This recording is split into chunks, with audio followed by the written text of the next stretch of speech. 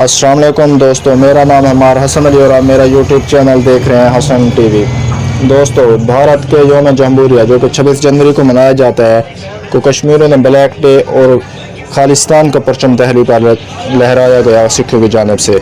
किसानों की हड़ताल, इस पर हम आपको पूरी तफसीली खबर देंगे। इससे पहले जो न्यू दोस्त हैं वो चैनल को सब्सक्राइब कर दें और घंटी के बटन को दबा दें। वीडियो पसंद आने की सूरत में लाइक ज़रूर कर दीजिएगा।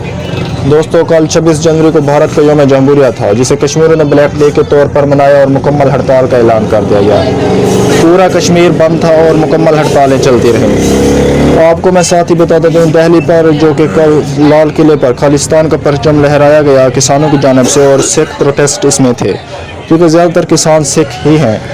दोस्तों, ट्रैक्टर, घोड़े और मुख्तलिफ चीज़ों के साथ उन्होंने तमाम रुकावटें तोड़ डाली और लाल किले पर काबिज हो गए।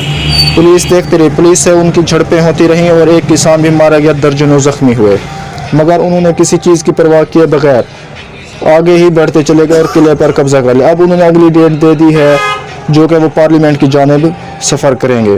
तो दोस्तों, मोदी हुकूमत के मुंह पर ये एक तमाचा है, क्योंकि मोदी के जुल्म हिंदुत्व जो है वो बहुत ख़तरनाक हद तक आगे बढ़ चुका है। अब खुद हिंदू पूछ रहे हैं कि ये कौन सा मुल्क है। वहाँ की कम्युनिटी पूछेगी ये नेहरू और गांधी का मुल्क है या मोदी का है, जो कि हिंदुत्व पर है। हिंदूपन जो कि हद से ज़्यादा पागलपन की तरफ जा रहा है। तो दोस्तों, अब किसी को पता नहीं कि वो हिंदुस्तान में हो क्या रहा है, क्योंकि जब उसके दारुल हुकूमत में भी अमन नहीं तो क्या हुकूमत कंट्रोल कर सकेगी।